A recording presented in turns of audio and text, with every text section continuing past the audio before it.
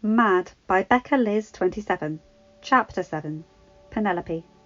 Penelope let out a long sigh as she stared out of the window.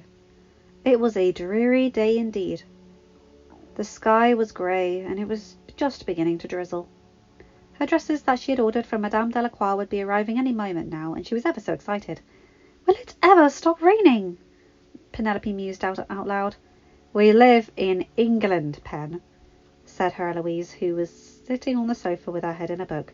"You would think you'd be used to the rain by now," Eloise added teasingly. Penelope tore her gaze from the window and crossed the room to sit next to her friend. Looking to the side table, she opened the candy box and popped a chocolate into her mouth before offering the box to Eloise. "What are you reading?" asked Penelope, as Eloise searched for the perfect candy. "A Vindication of the Rights of Women by Mary Wollstonecraft," replied Eloise. "It is quite a stimulating read. She believes that women are capable of rational thought, and we deserve to be educated in studies other than domestic." Penelope smiled. How wonderful it would be to be able to study like men were able to find out where your interests lay and pursue an education. If Penelope were a man, she would be a journalist and report and write for the newspaper. Alas, she was born a woman. Being the secret identity behind Lady Whistledown would have to be enough. "How lovely that would be," replied Penelope. "Indeed," was all Eloise's curt reply. The two friends were silent for a few moments before Eloise looked up at her friend. "Penelope, Colin left today. He's travelling to Albania, as I'm sure you are aware," said Eloise gently. Penelope felt a sinking feeling in her belly and a lump starting to rise in her throat. "I see," she replied softly. "Well, I do wish him a pleasant and safe journey. When do you expect him to be home again?" "Not until next season. After Albania he is travelling to Italy and possibly back to Greece." "Nearly a year," thought Penelope.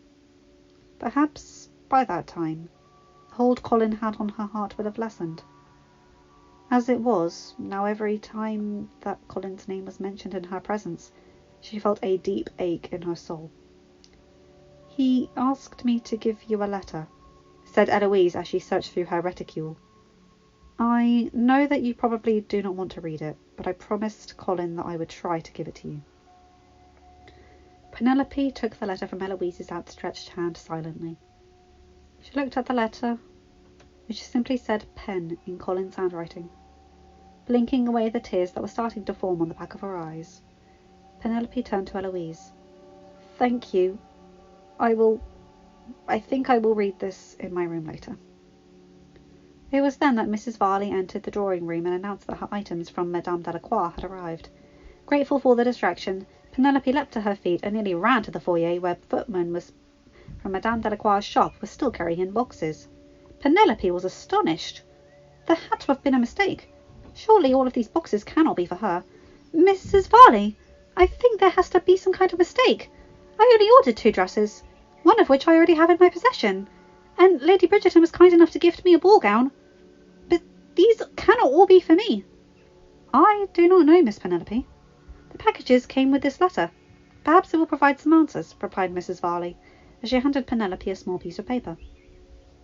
Penelope had noticed that Eloise was standing just behind her with a knowing smile on her face. Penelope opened the letter and began to read the contents. "Penelope, I know that at this moment you are probably confused as to why so many packages have arrived for you. I have taken it upon myself to purchase you a new wardrobe that is fit for the beautiful young woman that you are. I am ashamed of my son's words. This is not how I raised him to be, and again I apologize for his actions. Please know, Penelope, that you are a beautiful woman on the inside as well as out.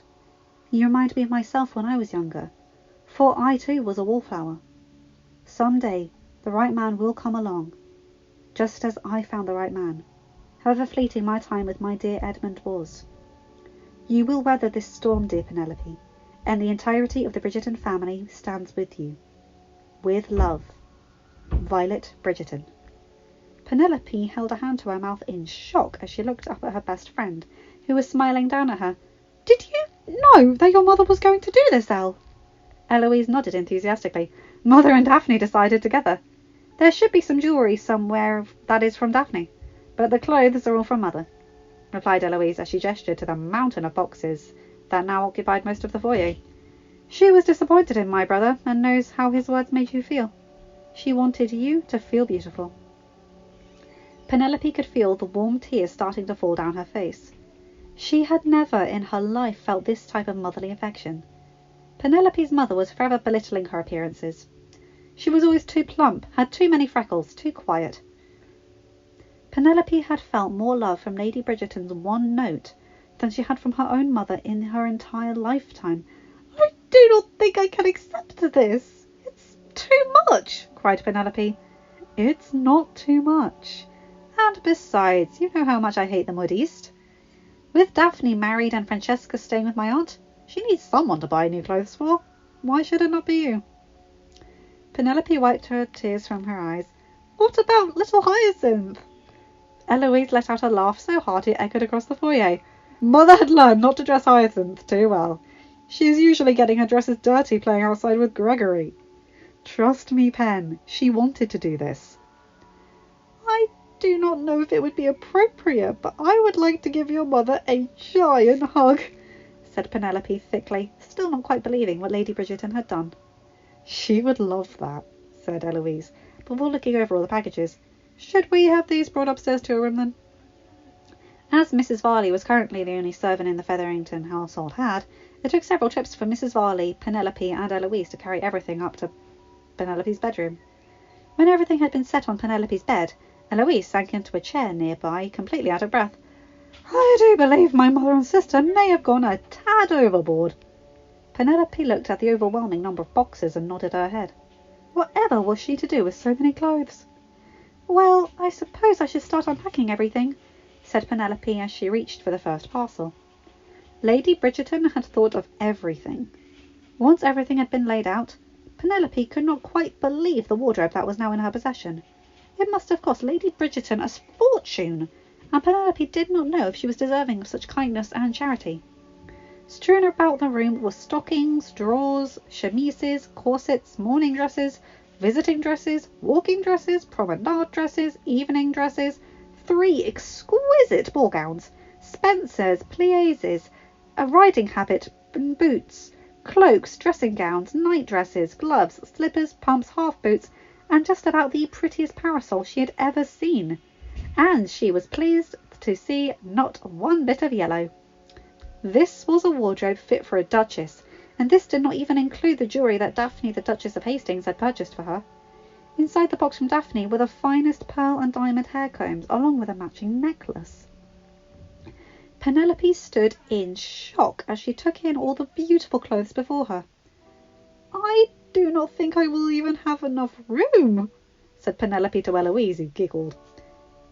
It was then they heard a commotion coming from outside her door, and soon enough her mother was marching into her room with Mrs. Varley hot on her heels. Her mother took in all the beautiful clothes with wide eyes. "Penelope Ann Featherington, where in heaven's name did you get all of these clothes?" "They were a gift, Mamma, from Lady Bridgerton," said Penelope proudly. "Do not lie to me, Penelope," snapped her mother. "Now, tell me where you got these clothes." Penelope was grateful when Eloise stepped in to save her from her mother's wrath. "It is true, Lady Featherington. My mamma felt absolutely terrible in regards to my brother's behaviour the night of your ball. She arranged with Madame Delacroix to have a new wardrobe made for Penelope." Penelope smiled and mouthed a silent "Thank you" to her best friend. Her mother looked about the room at all the beautiful clothes. "I do wish your mamma had consulted me before she purchased Penelope all of these clothes. And I do not see a stitch of yellow in any of these garments," said Lady Featherington fretfully. "It is your signature colour," she said, looking at her youngest daughter. "This is quite stunning," said Lady Featherington as she eyed the cream-coloured ball gown. "Yes, I am hoping to wear that to Lady Cowper's ball tomorrow," replied Penelope. What about Lady Cowper's ball?" called Prudence, who had just come in from the hall.